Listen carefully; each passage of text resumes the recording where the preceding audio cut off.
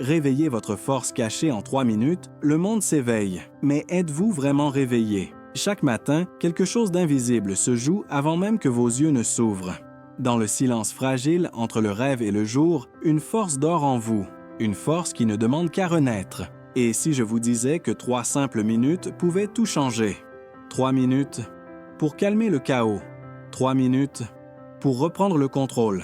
3 minutes pour réveiller le pouvoir caché qui sommeille en vous. Ce n'est pas un exercice, ce n'est pas une habitude, c'est un appel, un rituel oublié, ou que nous allons redécouvrir ensemble maintenant. Fadin de lumière dorée, son lent de souffle et de battement de cœur. Une silhouette ouvre les yeux. Avant de commencer, respirez profondément. Laissez le monde dehors pour quelques instants. Abonnez-vous à Spiritualité Divine. Ici, nous ne parlons pas de changement rapide, mais de transformation intérieure. Ensemble, réapprenons à respirer, à voir, à ressentir. Prêt?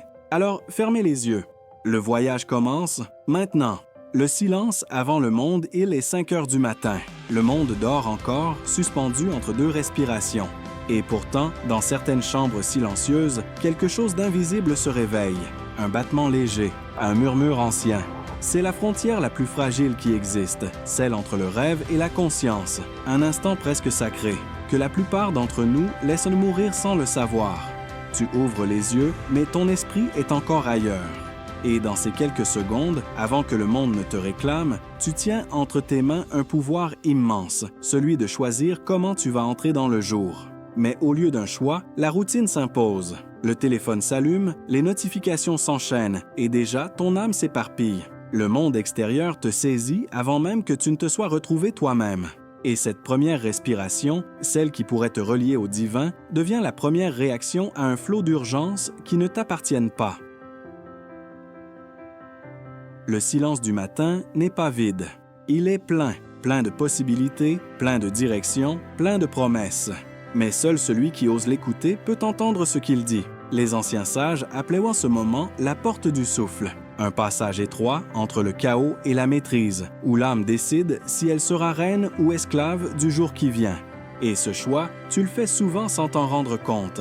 Chaque matin, tu confies les rênes de ton esprit au hasard. Pourtant, le corps sait. Il te le murmure à travers le rythme de ton cœur, le frisson de la lumière qui traverse les rideaux, le souffle qui cherche à s'approfondir. C'est ton être tout entier qui t'invite à t'arrêter. Juste 3 minutes. 3 minutes pour te souvenir que tu es vivant. 3 minutes pour te reconnecter à la source silencieuse d'où tout émerge. Imagine-toi encore allongé. Le monde dehors est endormi et toi, tu respires. Pas pour survivre, mais pour exister pleinement. Chaque inspiration devient un ancrage dans le présent. Chaque expiration, une libération du poids invisible de la veille. Tu sens ton esprit s'éclaircir, comme si les pensées, les peurs, les obligations perdaient leur densité. Dans ce calme, tu te retrouves nu devant toi-même, sans rôle, sans masque, sans attente. Juste un souffle, une conscience, un commencement. Et c'est là que le secret se cache. Avant d'agir, avant de parler, avant même de penser, tu peux décider d'où viendra ton énergie. Tu peux te reconnecter à la partie la plus pure de toi-même, celle qui n'a besoin de rien d'extérieur pour exister. Mais le monde, lui, ne dort pas longtemps. Dans quelques secondes, il reviendra frapper à ta porte, avec ses écrans, ses urgences et ses promesses de vitesse. Et c'est là que tout se joue. Car dans cette première bataille entre le silence et le tumulte, tu vas devoir choisir ton camp. Et pour cela, il faudra comprendre le véritable pouvoir de ces 3 minutes, leurs limites, leurs mystères et surtout, pourquoi elles peuvent changer tout le reste. 3 minutes ou 3 destinées 3 minutes. C'est tout ce que je te demande. Pas 1 heure de méditation, pas un rituel complexe, pas une retraite en montagne. 3 simples minutes. Et pourtant, quand on prononce ces mots, on sent souvent une résistance, une ironie silencieuse. 3 minutes? Qu'est-ce que ça peut changer? Cette réaction, elle est normale. Parce que depuis des années, on nous a appris à croire que les grandes transformations exigent des gestes héroïques. Que pour changer notre vie, il faut tout recommencer. Changer de travail, d'habitude, de pays, de peau. Mais la vérité, c'est que ce sont rarement les grandes révolutions qui transforment une existence. Ce sont les micro-changements, invisibles, constants, placés au bon endroit, au bon moment. Imagine un immense paquebot perdu dans l'océan. Pour changer sa trajectoire, il n'a pas besoin d'une vague géante ni d'une tempête. Il suffit d'une minuscule rotation de son gouvernail. Rien qu'un degré. Mais sur des kilomètres, ce degré devient une nouvelle destination. Ton esprit fonctionne exactement de la même façon. Les 3 premières minutes de ta journée, ce sont ton gouvernail. Et pourtant, tu les laisses, chaque matin, être tournés par le vent, celui du stress, des messages, des pensées automatiques. Et c'est ainsi que, sans t'en rendre compte, tu navigues vers les mêmes rivages, encore et encore. Ce que je te propose, ce n'est pas de révolutionner ta vie en 3 minutes, c'est d'en reprendre la direction, de replacer la main sur le gouvernail avant que le courant du monde ne le fasse à ta place. Parce que ces minutes, placées entre le sommeil et le réveil, ne sont pas de simples secondes perdues dans le néant du matin. Elles sont une faille dans le tissu du quotidien, un passage secret entre l'inconscient et la conscience. Et dans cette faille, tout peut être semé. Ce moment est fragile, presque mystique. Le cerveau, encore à moitié dans le rêve, est malléable. Les frontières entre le mental et le spirituel s'amincissent. C'est là que les intentions prennent racine, que les émotions peuvent être réécrites, que le futur commence à se modeler avant même que le jour ne soit né. Mais que faisons-nous de ce pouvoir? Nous le dilapidons dans le bruit. Nous laissons des voix étrangères envahir ce sanctuaire intérieur. Des publicités, des messages, des nouvelles du monde. Et ces intrusions deviennent les premiers mots de notre prière du matin, des mots qui ne nous appartiennent pas. Alors imagine si tu reprenais ces minutes-là, si, au lieu de donner ton esprit au monde, tu le donnais à ton intention. 3 minutes de clarté avant 12 heures de chaos. 3 minutes pour te souvenir que tu es plus que ce que tu fais. 3 minutes pour sculpter la vibration de ta journée. Et dans ce rituel, quelque chose de nouveau émerge. Une énergie différente, presque palpable. Un calme qui n'est pas vide, mais chargé de direction. Et c'est là, dans cette lucidité naissante, que la transformation commence. Mais pour la comprendre pleinement, il faut d'abord regarder en face l'erreur que toute l'humanité répète chaque matin. Sans même s'en rendre compte, une erreur invisible, mais fatale. L'erreur invisible du matin, tu crois que ta journée commence quand ton réveil sonne. Mais en réalité, elle a commencé bien avant. Elle a commencé au moment où ton esprit a choisi, ou plutôt oublié de choisir, ce qu'il allait nourrir au premier instant de sa conscience. Le matin, la majorité des gens répètent le même rituel inconscient. Ils ouvrent les yeux, tendent la main et attrapent leur téléphone. Et dans ce geste si banal en apparence se cache la véritable tragédie moderne. Car ce n'est pas juste un écran qu'ils saisissent, c'est leur attention, leur direction. Leur liberté, pense-y un instant. En moins de 30 secondes, avant même de poser un pied par terre, tu donnes ton esprit à des inconnus, à des crises mondiales, à des émotions qui ne t'appartiennent pas. Ton cœur s'accélère, ton souffle change, ton cerveau s'inonde de cortisol. Et le plus terrifiant, c'est que tu appelles cela « commencer la journée ». Cette habitude, les neuroscientifiques la connaissent bien. Ils l'appellent la fatigue décisionnelle. Chaque notification, chaque scroll, chaque petit choix sans importance vide ta batterie mentale avant même que le jour n'ait commencé. Tu crois que tu t'informes, que tu restes connecté, mais en réalité, tu te fragmentes, morceau par morceau. Et quand le monde t'appelle enfin à agir, quand il faut prendre une vraie décision, affronter un vrai défi, tu es déjà épuisé. Tu as dépensé ton énergie sacrée dans les premières minutes du matin pour répondre à des urgences qui ne sont pas les tiennes. Mais imagine une alternative. Imagine que le matin, au lieu de donner ton attention, tu la rassembles. Que tu fasses de ce moment ton sanctuaire, ton temple invisible. Un espace où le monde ne peut pas encore te toucher. C'est ça, le premier secret de la force cachée. Comprendre que ton énergie du matin est un or spirituel et que chaque seconde de distraction, c'est une pièce d'or offerte à l'extérieur. Et ce trésor, tu peux le protéger, non pas en fuyant la technologie ou en rejetant le monde, mais en créant une frontière, une barrière de conscience, un rituel, un geste, une respiration, parce que c'est dans ce petit espace entre le réveil et la réaction que se trouve ton pouvoir de recréer ta réalité. Le monde extérieur continuera à hurler, à réclamer ton attention, mais si tu sais garder ton silence, même 3 minutes, alors tu auras déjà gagné la première bataille du jour. Et c'est ici que commence la pratique. Non pas la théorie, non pas les belles intentions, mais l'expérience directe de ton propre pouvoir intérieur.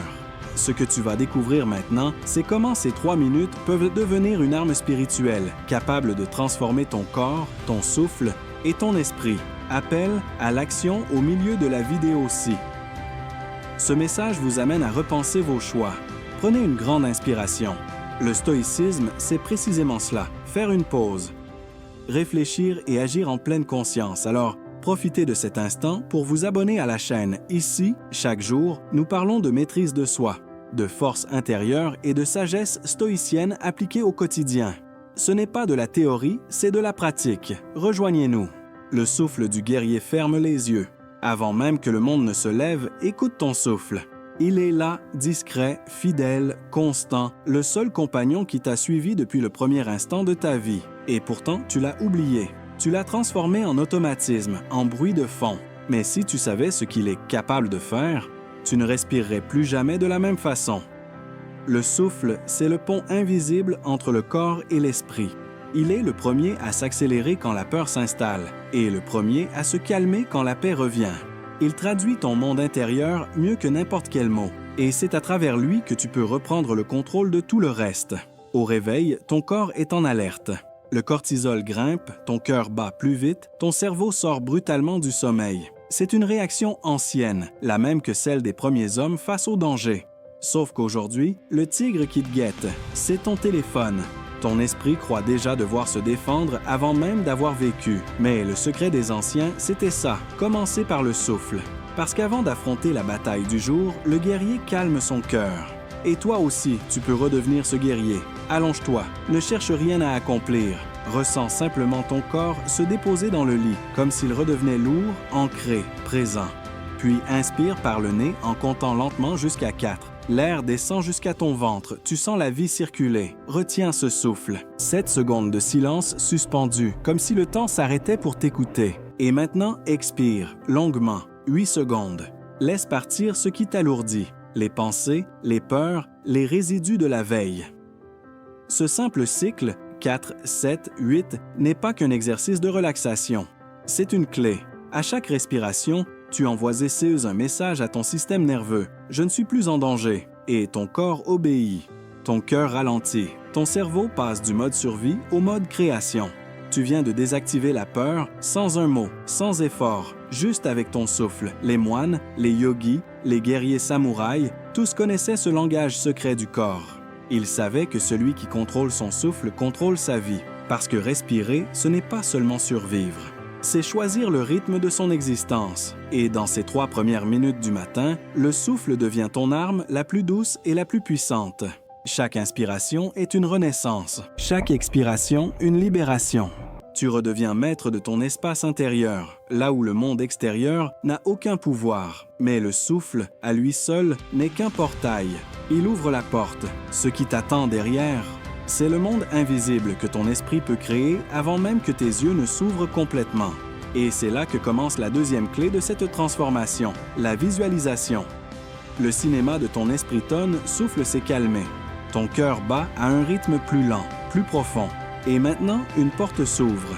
Celle du monde intérieur, là où la réalité commence à se former avant même d'exister. Ferme les yeux. Imagine que ton esprit est une salle obscure, silencieuse, et que tu tiens dans tes mains le projecteur. Chaque pensée, chaque image, chaque émotion que tu y projettes devient un fragment de ton futur. C'est ça la visualisation, pas une rêverie, pas une illusion, mais un langage sacré entre ton esprit et la réalité. Les athlètes de haut niveau l'utilisent avant chaque compétition. Les moines la pratiquent avant chaque prière. Les leaders spirituels s'en servent avant chaque acte décisif.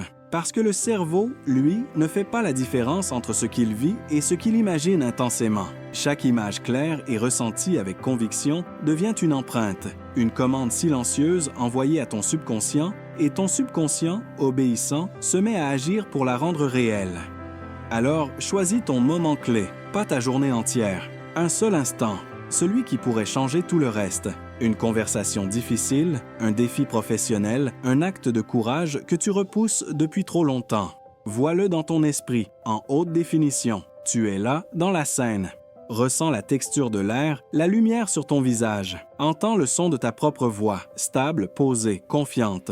Ressens ton corps ancré, ton souffle fluide, ton regard clair. Tout est aligné. Tu n'imagines pas un miracle. Tu t'entraînes à la maîtrise. Chaque détail que tu ajoutes devient une instruction au cerveau. Chaque émotion que tu ressens devient un signal électrique et le cerveau, dans sa perfection, enregistre cette répétition mentale comme une expérience vécue. Ce que tu es en train de faire, c'est reprogrammer ton destin à partir de l'intérieur. Et si, pendant cette minute, des pensées parasites apparaissent, et si je n'y arrive pas, et si ça tourne mal, ne les combats pas, remercie-les, puis laisse-les glisser comme des nuages qui s'éloignent d'un ciel clair.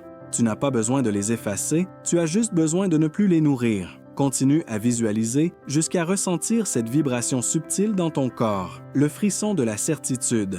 Tu viens de créer une ancre émotionnelle, une preuve intérieure que ton esprit peut influencer la matière, et quand tu ouvres les yeux, tu n'es plus le même. Tu portes déjà en toi la version de toi qui réussit. Tu n'espères plus la victoire, tu l'as vécue, mais ce n'est que la moitié du rituel. Car maintenant, cette énergie que tu viens de réveiller, il faut l'ancrer dans le monde physique pour qu'elle ne s'évapore pas avec le bruit du jour. Et c'est là qu'intervient la dernière clé, celle qui transforme le rêve en pouvoir, l'ancrage. L'ancrage du pouvoir, tu as respiré, tu as visualisé. Ton esprit et ton corps sont enfin sur la même fréquence. Mais maintenant, il faut verrouiller cette énergie, la fixer dans la matière, dans le geste, dans le présent. Sinon, elle s'évapore dès que la première distraction du jour t'effleure. C'est là qu'entre en scène l'ancrage, ce rituel silencieux qui transforme ton état intérieur en réflexe, ton intention en puissance, car ce que tu construis chaque matin n'a de sens que si tu peux y revenir à tout moment.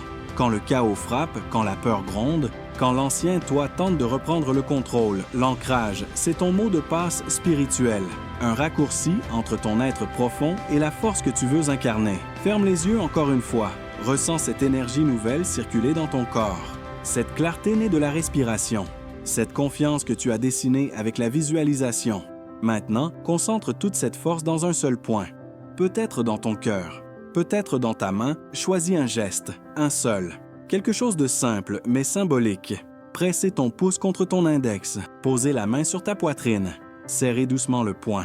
Ce geste sera ton sceau, ton signal. Et maintenant, choisis un mot qui vibre, un mot qui a le goût de ta vérité intérieure. Je maîtrise. Calme et fort. Je suis lumière. Sens ton corps, ta respiration, ton esprit. Tout converge dans ce mot et ce geste. Répète-les ensemble, lentement, encore et encore, jusqu'à ce que ton système nerveux les reconnaisse comme un refuge. Tu viens de créer une passerelle entre ton monde intérieur et la réalité extérieure. Une arme invisible que tu peux dégainer n'importe où, n'importe quand. Un simple mouvement et tout ton être se souvient. Je suis centré, même au milieu du tumulte. Même dans la tempête, les sages de toutes les époques connaissaient ce secret. Les moines bouddhistes frappèrent doucement le sol avec leurs bâtons avant de méditer. Les prêtres levaient les mains avant la prière.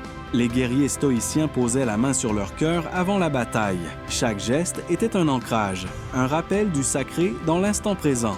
Et toi, tu viens d'en créer un. Une clé pour ouvrir ton calme quand le monde t'impose le chaos. Une mémoire corporelle de ton pouvoir spirituel. Mais attention, un ancrage n'est pas une amulette.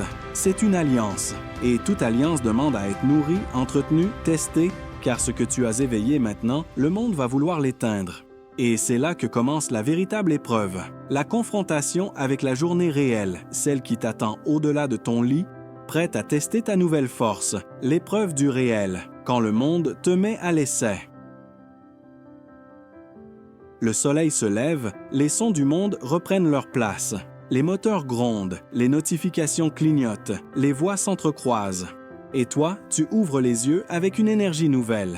Mais c'est maintenant que le véritable test commence, parce que la paix intérieure, tant qu'elle reste dans le silence du matin, n'a pas encore été prouvée. C'est au premier imprévu que l'univers vérifie si tu es vraiment maître de toi, ou si tu n'étais qu'un visiteur passager dans ton propre calme. Ton téléphone s'allume, et déjà, les urgences du monde réclament ton attention.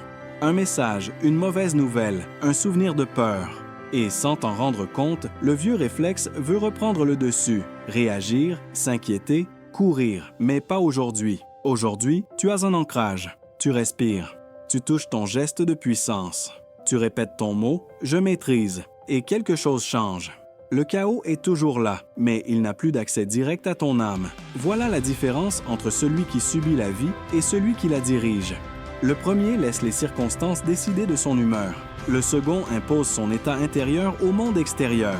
Et c'est exactement ce que tu es en train d'apprendre à faire. Tu remarques que les choses n'ont pas vraiment changé. Les problèmes sont les mêmes, les visages sont les mêmes, mais ta posture est nouvelle. Tu ne réagis plus.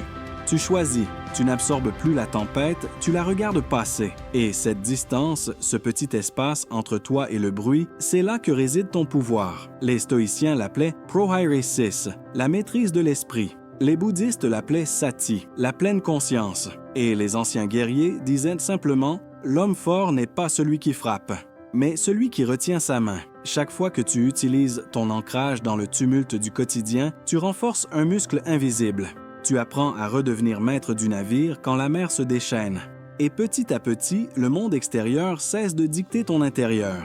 C'est toi qui deviens la référence, la fréquence dominante. Mais il y a un piège plus subtil, un ennemi plus silencieux que le chaos, l'oubli, le confort, la tentation de croire que, puisque tu vas bien aujourd'hui, tu n'as plus besoin du rituel. C'est là que beaucoup échouent, quand la discipline rencontre la complaisance. Parce que le calme n'est pas un état qu'on atteint une fois pour toutes. C'est un art qu'on entretient. Et la véritable transformation ne vient pas d'un matin parfait, mais de la répétition quotidienne de cette victoire invisible. Et si tu veux comprendre comment cette routine minuscule peut, jour après jour, remodeler ton cerveau, ta perception et même ton destin, il faut plonger plus loin dans les fondements neurologiques de cette pratique. C'est là que la science et le sacré se rencontrent. La science du sacré. Quand la neurologie rencontre l'âme, tu as senti la différence, n'est-ce pas? Ce calme que rien n'explique, cette clarté soudaine au cœur du tumulte. Ce n'est pas de la magie, ce n'est pas du hasard. C'est la science du sacré, le moment où la biologie et la spiritualité cessent de s'opposer et commencent à danser ensemble. Quand tu respires consciemment, quand tu visualises, quand tu ancres ton geste, tu ne fais pas que penser positif. Tu reprogrammes littéralement ton cerveau. Chaque respiration lente envoie un signal à ton système nerveux. Danger écarté. Chaque image mentale claire active ton cortex préfrontal, le siège du raisonnement, de la concentration, du choix conscient. Chaque ancrage répété forge de nouvelles connexions neuronales, créant une autoroute vers la sérénité. La science moderne le prouve. Le cerveau est plastique, malléable, modelable comme de l'argile. Les anciens parlaient d'esprit. Les neuroscientifiques parlent de neuroplasticité, mais c'est la même vérité, racontée avec deux langages différents. Quand tu pratiques ces 3 minutes chaque matin, tu réalignes tes circuits internes. Tu débranches les autoroutes du stress, ces réflexes automatiques qui te font paniquer, douter, t'épuiser. Et tu en crées de nouvelles, des chemins vers la confiance, la concentration, la paix. C'est comme changer le courant d'une rivière. Au début, l'eau résiste, mais à force de couler, elle creuse une nouvelle trajectoire. Ton cerveau fait exactement la même chose, et ce n'est pas qu'une métaphore poétique. Les études en neurosciences contemplatives montrent que les méditants réguliers ont un cortex préfrontal plus dense, une amygdale, le centre de la peur, plus calme, et une cohérence cardiaque plus stable. Autrement dit, ils ressentent plus, mais souffrent moins. Ils pensent plus clairement, mais réagissent moins vite. Ils vivent plus pleinement, mais s'accrochent moins aux choses. Ce que les sages savaient intuitivement depuis des millénaires, la science commence enfin à mesurer. Chaque souffle que tu prends consciemment, chaque image que tu façonnes avec intention est un acte de reconfiguration intérieure. Tu n'es plus victime de ton cerveau reptilien. Tu redeviens architecte de ton esprit. Et si tu écoutes bien, tu sentiras cette fusion entre le rationnel et le spirituel. Le battement de ton cœur devient un métronome sacré. Ton souffle devient prière. Ton corps, ce temple que tu habitais distraitement, redevient un sanctuaire. C'est là que la véritable transformation commence, quand la pratique cesse d'être un rituel mental et devient une expérience incarnée, vibrante, biologique, quand la foi se prouve dans les synapses. Mais il y a un dernier passage, le plus subtil de tous, celui qui relie la science du cerveau à la sagesse du cœur. Et c'est là que se joue la plus grande révélation, le pouvoir de l'amour conscient comme force d'équilibre et d'élévation. La sagesse du cœur, l'amour comme force de maîtrise, tout ce que tu as construit jusque-là, la respiration, la visualisation, l'ancrage, la science du calme, n'a de sens que s'il est porté par le cœur. Pas le cœur sentimental, pas celui des chansons, mais celui qui voit sans juger, qui agit sans peur et qui ressent sans se perdre, parce qu'on peut être calme sans être vivant. On peut être centré sans être ouvert. Et c'est ici que beaucoup tombent dans le piège. Ils cherchent la maîtrise comme on cherche une armure. Mais la vraie maîtrise n'est pas la fermeture. C'est la puissance tranquille de celui qui reste ouvert, même au milieu de la tempête. Le cœur est le centre de gravité de l'âme. Les anciens Égyptiens disaient qu'après la mort, il était pesé contre une plume. S'il était léger, l'âme était libre. S'il était lourd de peur, de rancune, de regret, elle restait prisonnière. Ce symbole n'est pas qu'une métaphore spirituelle. Il parle d'un équilibre que la science commence elle aussi à comprendre. Le champ électromagnétique du cœur influence directement le cerveau. Un cœur apaisé, reconnaissant, bienveillant, et ton esprit devient clair, ordonné, lucide. Un cœur crispé, en colère, inquiet, et le chaos s'impose à tout ton système. Voilà pourquoi les sages priaient avant d'agir. Pas pour demander, mais pour accorder leur vibration intérieure à celle de la vie. Quand tu inspires profondément et que tu sens la gratitude monter dans ta poitrine, tu réalignes ton système nerveux. Ton cœur devient chef d'orchestre et tout le reste, pensée, émotion, action, suit le tempo. Et c'est là, maintenant. Pense à quelqu'un ou à quelque chose pour lequel tu ressens une vraie reconnaissance. Pas une gratitude mentale, mais une chaleur dans la poitrine. Sente-la s'étendre, douce, diffuse, comme un feu tranquille. Voilà, c'est ça la sagesse du cœur. Pas un concept, mais une fréquence. Quand tu vis depuis cet espace, tes décisions changent. Ta manière de parler, d'écouter, d'agir se transforme. Tu n'as plus besoin d'imposer ton calme, il émane de toi. C'est une force silencieuse, mais irrésistible. Un état où la douceur devient puissance et la présence devient action. Et pourtant, il existe une étape encore plus profonde. Une étape que même les maîtres redoutent parce qu'elle demande de tout déposer. L'ego, la performance, la quête du contrôle. C'est la traversée du vide, le moment où le silence intérieur devient total et où tu découvres que la paix n'est pas quelque chose à créer, mais quelque chose que tu avais oublié d'écouter. C'est ce passage-là, ce seuil invisible entre le calme et la transcendance, que nous allons franchir maintenant, celui où le silence devient révélation. Le silence sacré. Là où tout commence, vraiment écoute. Pas avec les oreilles, avec tout ton être. Le monde bruisse, les pensées s'agitent encore, mais sous tout ce vacarme, il y a un espace. Un souffle, un silence. Pas un silence vide, non, un silence plein, vivant. C'est là que tout commence. Le but de cette routine, de chaque respiration, de chaque visualisation, n'était pas d'ajouter quelque chose. C'était d'enlever le bruit, d'enlever les couches de peur, de rôle, de performance. Jusqu'à ce qu'il ne reste que ça, toi, nu, conscient, présent. Le silence n'est pas une absence. C'est une présence si totale qu'elle n'a plus besoin de mots. Les anciens mystiques disaient que c'est dans le silence que Dieu parle, et les sages stoïciens répondaient que c'est dans le silence que l'homme apprend à s'écouter lui-même. Deux langages, une seule vérité. Le silence est la matrice de toute sagesse. Ferme les yeux un instant. Sens ton souffle devenir discret, presque imperceptible. Le monde autour de toi continue, mais tu n'y es plus pris. Tu es spectateur du flux de la vie, pas son otage. Et dans cet espace suspendu, quelque chose d'inattendu apparaît. La clarté. Les problèmes qui semblaient urgents deviennent simples. Les blessures qui semblaient profondes perdent leur pouvoir. Les questions trouvent leur réponse, non par raisonnement, mais par évidence. Le silence n'apporte pas d'explication. Il révèle ce qui était déjà là. C'est dans ce vide plein de sens que tu comprends enfin. Tu n'as pas besoin de chercher la paix à l'extérieur. Tu n'as pas besoin d'un nouveau livre, d'un nouveau maître, d'un nouveau plan. La paix, tu l'as toujours portée. Tu avais simplement oublié de l'écouter, et plus tu reviendras à ce silence, plus il s'élargira. Il deviendra un compagnon, une force tranquille que rien ne peut troubler. Même au milieu du bruit du monde, tu sentiras sa présence comme une lumière discrète qui ne s'éteint jamais. Mais attention, ce silence n'est pas la fin du voyage. C'est la porte d'entrée vers quelque chose d'encore plus grand. Un espace où le calme devient action, où la paix intérieure devient influence, où le monde extérieur commence à changer. Simplement parce que toi, tu as changé et c'est là que nous devons aller maintenant, au-delà du silence, là où l'intention devient transformation. Et voilà, 3 minutes, un souffle, une intention. Rien de spectaculaire à l'extérieur, mais à l'intérieur, un monde entier vient de changer. Parce que tu viens de faire ce que si peu de gens osaient faire. Tu as pris le temps de te retrouver. Chaque matin, tu as le choix. Celui de laisser le monde t'imposer son rythme ou celui de reprendre ton propre tempo. Et ces 3 minutes, ce simple rituel, c'est bien plus qu'une routine. C'est une déclaration. C'est ton âme qui dit « Je décide de commencer ma journée en conscience » et non en réaction. Si tu ressens déjà cette force nouvelle, cette clarté tranquille dans ton esprit, alors ne laisse pas ce moment se dissiper. Fais-en une habitude, un ancrage, ton rendez-vous sacré avec toi-même chaque matin. Merci d'avoir pris ce temps, non pas pour moi, mais pour toi.